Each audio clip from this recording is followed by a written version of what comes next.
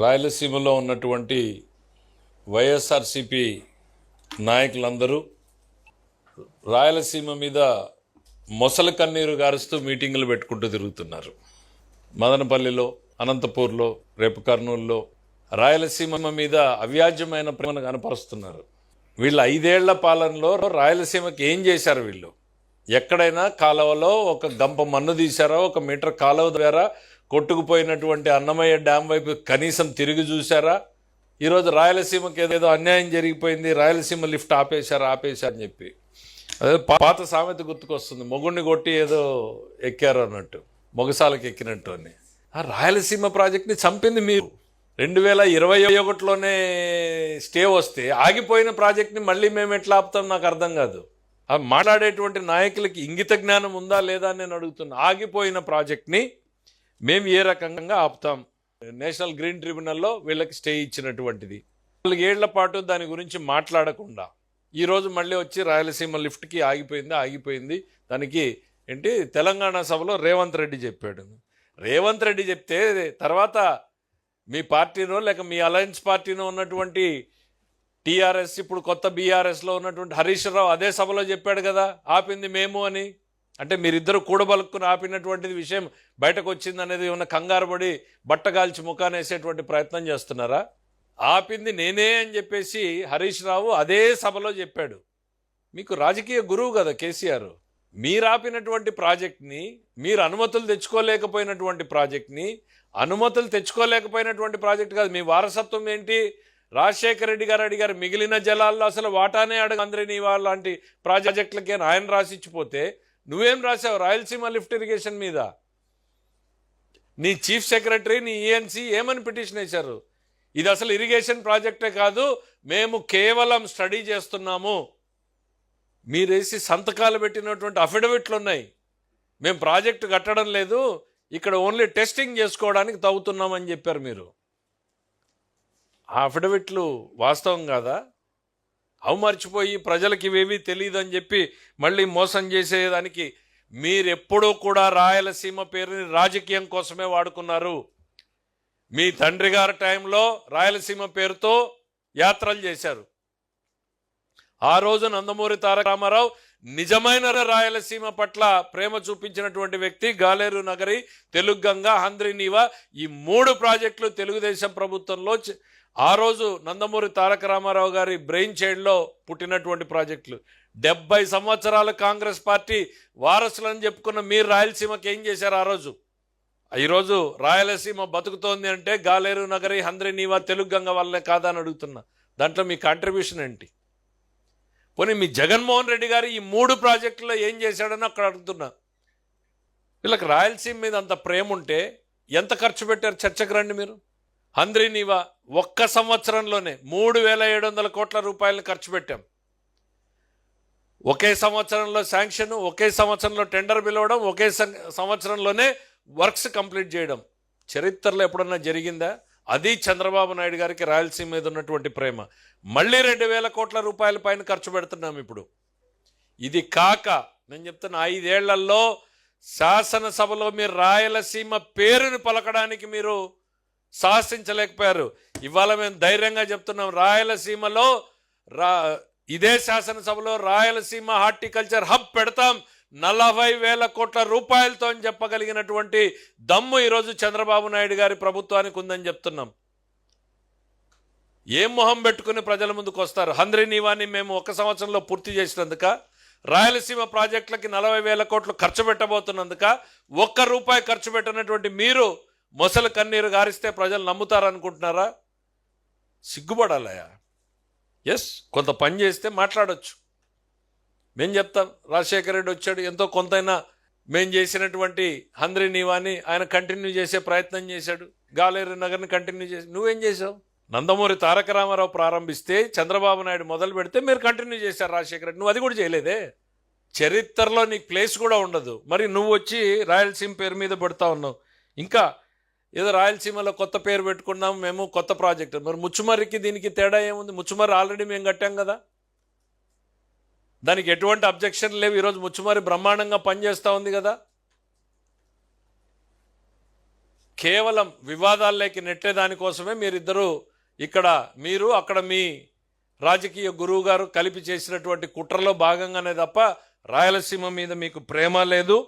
రాయలసీమని కేవలం రాజకీయ అవసరాల కోసం, ప్రాంతీయ విద్వేషాలను రెచ్చగొట్టడం కోసమే మాత్రం వాడతారు. అది మీ నైజం.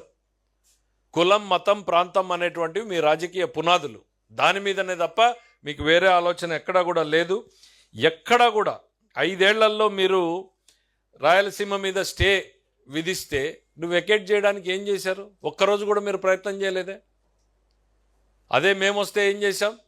ప్రాజెక్ట్ని కంప్లీట్ చేశాం. అన్నమయ్య డ్యామ్ కొట్టుకుపోతే దిక్కులేదు. ఇక్కడ ఎక్కడో పొరుగు రాష్ట్రంలో ఉన్న తుంగభద్ర డ్యాంలో గేటు కొట్టుకుపోతే తెల్లవారుజామున 5ంటికి మాకు తెలిస్తే 9ంటికి దగ్గరలో ఉన్న మా ఎమ్మెల్యే ఫస్ట్ వెళ్ళిపోయారు. అక్కడికి పొమ్మని చెప్పాం. ఈవినింగ్కి మొత్తం యంత్రాంగం చేరుకున్నాం. గేట్లు పెట్టడం కుదరదు అని అంటా ఉంటే దేశంలో బెస్ట్ ఎక్స్పర్ట్స్ని తీసుకొచ్చాం, గేట్లు పెట్టాం, పంటను కాపాడాం. మళ్ళీ ఈరోజు 33 గేట్లని ఒకే సంవత్సరంలో మారుస్తున్నాం. 18 గేట్లు నిలబడ్డాయి. మొన్ననే అనంతపురం మీడియాని మొత్తం తీసుకెళ్లి చూపించాం. 18 గేట్లు ఎరెక్ట్ చేశాం 3 నెలల్లోనే. అంటే వర్షాలు ఆగిపోయి మళ్ళీ వర్షాలు వచ్చే లోపల చేస్తాం. That is our commitment. ఏం మొహం పెట్టుకుని చెప్తారు? ఏ ఒక్క ప్రాజెక్టులను మీరు రాయలసీమకు దగానే చేశారు. రాయలసీమని వాడుకుని వదిలేసినటువంటిది ఎవరన్నా ఉన్నారు అని అంటే జగన్మోహన్ రెడ్డి గారే. ఎందుకు అనంటే 2019లో ఎన్నికల ముందుకు ఇదే ఊరవకొండకు వచ్చావు నువ్వు. జలదీక్ష అక్కడ చేసినప్పుడు ఏం చెప్పారు మీరు? 3 నెలల్లో హంద్రీనీవా పనులను ప్రారంభిస్తామన్నావు. 3 నెలలు కాదు, 5 ఏళ్ల కాలంలో ₹1 ఖర్చు పెట్టలా. ముందు దీనికి సమాధానం చెప్పమంటున్నా. పెడబొబ్బులు పెడుతున్నారు వీళ్ళు నాయకులందరూ కూడా. మేము పనులు చేస్తున్నాం అనేటువంటి అసిడిటీ ఎక్కువ ఉంటే మందులు పంపిస్తాం, అసిడిటీ మాత్రలు వేసుకోండి. మీ కడుపు మంటని రైతుల కన్నీరుగా మార్చేటువంటి ప్రయత్నం చేయొద్దు అనేటువంటి చెప్తున్నాం. ఇంట్లో వాళ్ళని అడగండి అయ్యా, చెప్తారు. మీకు సిగ్గుందా? ఏం మొహం పెట్టుకుని బయటకు వచ్చి అడుగుతున్నారు అనేటువంటిది ఇంట్లో వాళ్ళే తిడతారు మిమ్మల్ని. అచ్చెన్నాయుడు గారు ఏం చెప్పాడు?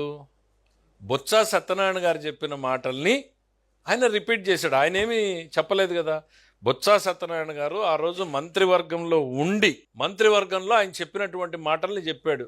తన రాజశేఖర రెడ్డి గారి హత్యలో జగన్మోహన్ రెడ్డి గారి పాత్ర ఉంది అనేటువంటిది బొత్స సత్యనారాయణ గారి స్టేట్మెంట్ ఇస్తే అది చెప్పాడు. దాంట్లో ఒకటి కాదు కదా, ఆ రోజు మీడియా ముందు ప్రజల ముందు వచ్చి చెప్పినటువంటి మాటల్ని ఈరోజు మీరెందుకు అంత ఉలిక్కి పడుతున్నారు? మీరు భుజాలు ఎందుకు? బొత్స సత్యనారాయణ గారు నిన్న బాధపడ్డాను, నేనేమి హర్షించను. కానీ ఎందుకు బాధపడ్డారో మాకు అర్థం కాల. ఆయన చెప్పినటువంటి మాటే అది. ఆయన చెప్పినటువంటి మాటే, మేమేం కొత్తది చెప్పలేదు. అంటే ఆయన అందరికీ ఒక అనుమానం ఏమొస్తా ఉంది అని అంటే, జగన్మోహన్ రెడ్డి గారి నైజం చూసిన తర్వాత బొత్స గారికి భయం వచ్చింది, ఆ భయంలో నుంచి బాధ వచ్చింది అనుకుంటున్నారు. పరిటాల రవి గారి హత్యలో జరిగినటువంటి నిందితులు, సాక్షులు ఏ ఒక్కరూ ఈ రోజుకు మిగలలేదు. బాబాయి హత్యలో పాల్గొన్నటువంటి సాక్షులు, నిందితులు సగం మంది ఆల్రెడీ లోకాన్ని వదిలిపోయినటువంటి పరిస్థితులు వచ్చినాయి. ఈ సీరియల్ నంబర్లో నా సీరియల్ నంబర్ ఏమన్నా యాడ్ అవుతుందా, మర్చిపోయిన వాడిని మళ్ళీ గుర్తు చేస్తున్నారు అనేటువంటిది ఎక్కడో ఆయనకు భయం వచ్చి ఆ భయంలో నుంచి బాధ పుట్టుకొచ్చిందేమో అని అనుకోవాల్సిందే తప్ప, ఆయన ఇచ్చినటువంటి మాటలను ఆయన గురించి మాట్లాడితే ఆయనకి ఎందుకు అంత బాధ వస్తుంది? ఎందుకు? ఇవాళ మీరు హిస్టరీ ఒక్కసారి చూడండి. జగన్మోహన్ రెడ్డి గారి హిస్టరీని మనం చూస్తే బొత్స సత్యనారాయణ గారు ఏడవడంలో కొంత నిజం ఉంది. ఎందుకంటే గుండెపోటు నుంచి గొడ్డలిపోటు వరకు, తండ్రి మరణం నుంచి బాబాయ్ హత్య వరకు, తల్లి నుంచి చెల్లి వరకు, సహనిందితులు మోపిదేవి వెంకటరమణ నుంచి విజయసాయిరెడ్డి వరకు,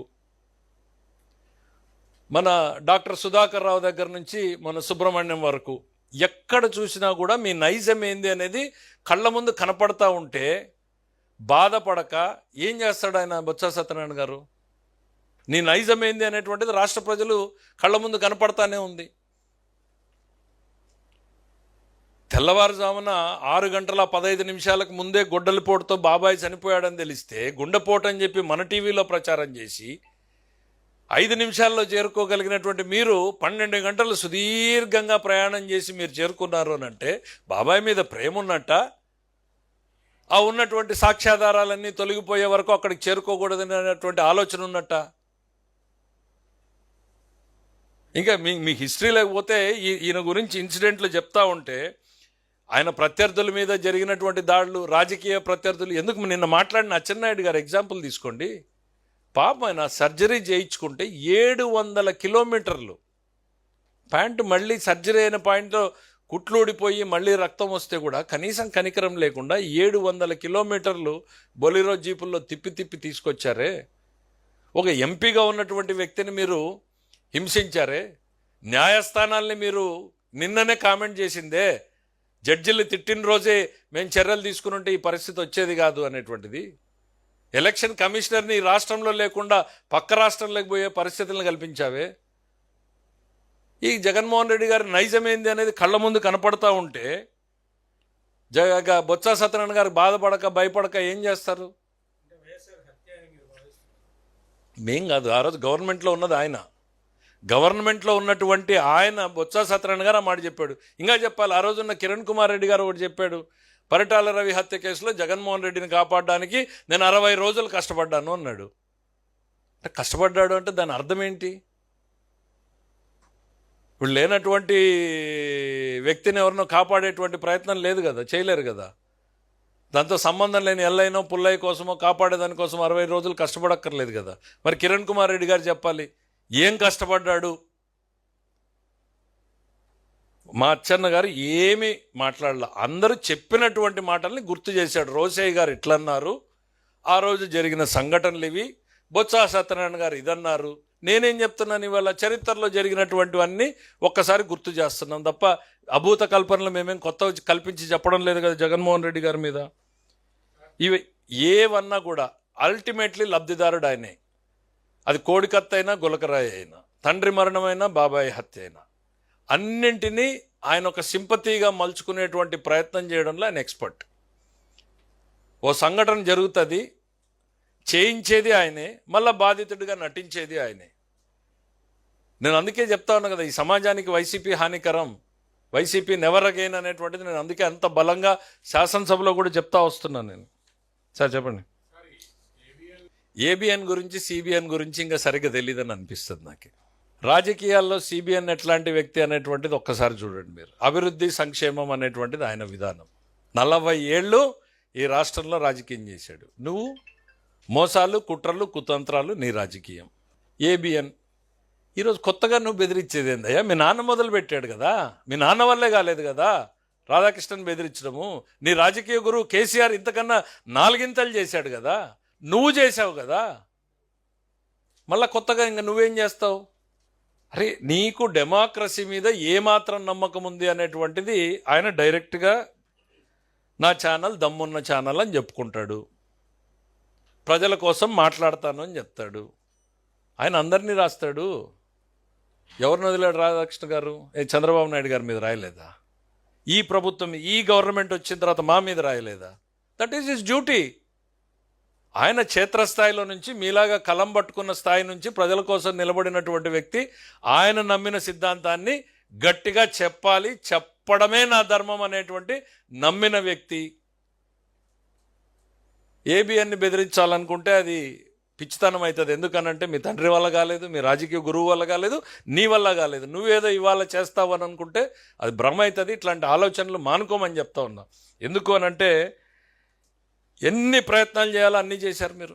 కేసులు పెట్టారు, డబ్బులు ఇవ్వకుండా ఆపారు, ఇక ఛానల్ ఎక్కడ టెలికాస్ట్ కాకుండా చూశారు, అన్నీ కూడా చేశారు. మీకు అధికారం పోయిన అహంకారం మాత్రం తగ్గలేదు. అధికారంలో ఉన్న మేమేమో ప్రజల కూలీలన్నీ చెప్పుకుంటాం, మీరు మాత్రం ఇంకా పాలకులు, పెత్తందారుల మనస్తత్వం. అడుగడుగునా కూడా మీ పెత్తందారుల వ్యవస్థ, బయటకు వెళ్తే రప్పా నరుకుతామనేటువంటి వ్యవస్థ, ప్రజల్ని హింసిస్తాము, బెదిరిస్తాము అనేటువంటిది ప్రత్యక్షంగా ఇప్పుడే చెప్తున్నారంటే మీరు శాసనసభలో లేకుండా పోయారు, రేపు ప్రజల్లో కూడా లేకుండా పోతారు. గ్యారంటీగా చెప్పగలుగుతున్నాం మేము. డెఫినెట్గా ఒక్క అరటిపండు మీదనే కాదు, చాలా వాటి మీద ఇవన్నీ ప్రభావం పడేటువంటి పరిస్థితులు ఉన్నాయి. వాటినన్నింటినీ కూడా, ఎందుకనంటే యుద్ధం అనేటువంటిది ఎవ్వరి చేతిలో లేనటువంటి పరిస్థితులు మనకివి. సో వాటిని గమనిస్తున్నాం, ఎట్లా ఏ స్టేజ్లో ఏం జరుగుతుంది. ఎందుకనంటే డే టు డే వాచ్ చేయాల్సినటువంటి పరిస్థితి ఇది. మన రాష్ట్రము, మన దేశం చేతుల్లో కూడా లేదు. అప్రాపరేట్గా ఏ రకమైన చర్యలు తీసుకోవాలో వాటన్నింటిని కూడా తీసుకుంటామనేటువంటి చెప్పండి. అంటే బేసిక్గా విత్ ఇన్ ది కంట్రీ ఏమవుతుందంటే ఎస్టాబ్లిష్డ్ మార్కెట్స్ ఆల్రెడీ ఉంటాయి. ఎక్స్పోర్ట్ ఉన్నప్పుడే మనకి ఆ సర్ప్లస్ బయటికి పోతుంది, ప్రైస్ మెయింటైన్ అవుతుంది. బట్ ఏది ఏమైనా రైతుల్ని కాపాడాల్సినటువంటి బాధ్యత మన మీద ఉంది, వాటిని కాపాడుతూనే ఉంటాం. ఇప్పుడు ఆయన మావి గన్ అంటాడు, ఇంకొక ఆయన పెంట గన్ అంటాడు. అసలు ప్రజల మీద ప్రేమ ఉంచండి అయ్యా. 24 గంటల విషయం చిమ్మడమే, 24 గంటలు. అరే పొద్దున్న లేచిన దగ్గర నుంచి రాత్రి వరకు 74 ఏళ్ళు 75 ఏళ్ల వయసులో చంద్రబాబు నాయుడు పనిచేస్తుంటే ఇట్ట కాదు ఇది చెయ్యి అని చెప్పేటువంటి ఒక పాజిటివ్ సలహా మీ నోటి నుంచి రాదు. ఎవడన్నా వస్తాను అంటే టెండర్ లేకుండా బెదిరిస్తాం మేము, హాస్పిటల్ ఎవడు తీసుకుంటాడు అనేటువంటిది. ఖచ్చితంగా అద్భుతమైన సంస్థలు వస్తాయి రాష్ట్రానికి. నువ్వు ఎంత బెదిరించినా కూడా 1000 కోట్ల పెట్టుబడులే వస్తున్నాయి. చరిత్ర హీడు అయ్యేటువంటి పరిస్థితులు తొందరలో ఉన్నాయి. ప్రజల కోసం రాజధాని కట్టుకుంటూ ఉంటే చివరిలో ఒక విషం చుక్క. రాధాకృష్ణ గారి గురించి అంటే నాకు ఇందాక ఒకటి గుర్తుకొచ్చింది. ఆయన ఇప్పుడే కాదు ఎప్పుడు కూడా రాస్తూనే ఉంటాడు. మేము అధికారంలో ఉన్నప్పుడు చుక్కల్లో చంద్రుడా నేలకు దిగాయా అని రాశాడు. మరి ఆ రోజు ముఖ్యమంత్రి చంద్రబాబు గారు బాధపడలేదే? నేను చెప్పా కదా, మా శాఖ గురించి కూడా రాస్తాడు. అందులో నిజం ఉందా లేదా, ప్రపంచంలో జరిగేవన్నీ మాకు తెలియాలని లేదు కదా. మీడియా పలు రకాలుగా ఇన్ఫర్మేషన్ వస్తూ ఉంటుంది, రాస్తే కరెక్ట్ ఉంటే కరెక్ట్ అని సరిదిద్దుకోవాలి, లేదు అని అంటే రిజైండర్ ఇచ్చుకోవాలి. అది ఇడిచిపెట్టి చంపుతాం నరుకుతాం రప్ప అని అంటే మిమ్మల్ని ప్రజలు రప్ప అనేటువంటి రోజులు తొందరలో వస్తాయి మీకు. నా దృష్టికి డైరెక్ట్గా అయితే నన్ను ఏ ఎంప్లాయీ సంఘం కూడా మాట్లాడలేదు. మీలాంటి మిత్రులు మాట్లాడిండేదే తప్ప ఏ ఎంప్లాయీస్ నా దగ్గరకు రాలేదు, నన్ను అడగలేదు, నాకు రిప్రజెంటేషన్ ఇవ్వలేదు. Whatever has been done as per the established practices ప్రకారమే జరిగాయి. గతంలోనూ ఉన్నాయి, ఇవాళ కొత్త కాదు. ఇవన్నీ కూడా డెమోక్రసీలో ఇప్పుడు ఇవాళ శాలరీలు అనేటువంటి దానికన్నా కూడా ఇంపార్టెంట్ హయ్యెస్ట్ లెజిస్లేటివ్ బాడీలో హయ్యెస్ట్ నాలెడ్జ్ ఉన్నవాళ్ళు ఇంపార్టెంట్ అనేటువంటిది మనకి నెసెసిటీ. మిగిలిన వాళ్ళల్లో ఎక్స్పీరియన్స్ వేరు. లెజిస్లేటివ్ ప్రాక్టీస్లో ఆయన కూడా పార్లమెంట్ దగ్గర నుంచి సుప్రీంకోర్టు బ్యాక్గ్రౌండ్ కొంత ఉన్నటువంటి వచ్చినటువంటి వ్యక్తి కాబట్టి ఓకే, ఎంప్లాయీస్ ఏమైనా వస్తే చూద్దాం. Will redress, we are here to redress all the issues. Thank you.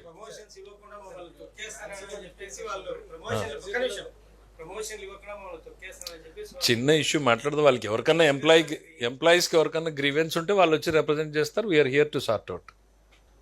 దాని మీద ఆల్రెడీ వాళ్ళు ఏదో షోకాజ్ నోటీస్ ఇచ్చారు, దానికి రిప్లై ఫైల్ చేశారు. కనీసం జగన్మోహన్ రెడ్డి గారి గవర్నమెంట్లో రిప్లై కూడా ఫైల్ చేయాలి. అది మంచి పని చెప్పారు మీరు గుర్తు చేసి. రిప్లై కనీసం వాళ్ళు ఇచ్చినటువంటి దానికి రిప్లై కూడా ఫైల్ చేయలేదు. ఈరోజు ఎక్కడున్న కద్దరు చొక్కలు తగిలించుకుని వచ్చి ప్రజల మీద ప్రేమను కనపరుస్తున్నారు. అట్లీస్ట్ రిప్లై అయినా ఏదో ఫైల్ చేసినట్టున్నారు. రాయలసీమ లిఫ్ట్ ఇరిగేషన్ కన్నా ముందు ఇవాళ ముచ్చుమర్రి అక్కడ పనిచేస్తూ ఉంది. సేమ్ డెప్త్, సేమ్ వాటర్ని, ఇంకా దానికన్నా 2 అడుగులు కిందకుంది ఇది. ముచ్చుమర్రి నుంచి చంద్రబాబు నాయుడు గారు ఎటువంటి వివాదాలు లేకుండా నీళ్లు తీసుకొస్తున్నారు. నువ్వు రాయలసీమ లిఫ్ట్ ఇరిగేషన్ ఇంకో పేరు ఎందుకు? ఇప్పుడు వివాదాలకి మీరిద్దరు మాట్లాడుకుని చేసుకున్నట్టుంది కేసీఆర్. అవి ఇద్దరు రాజకీయ లబ్ధి పొందేదానికోసం. Thank you.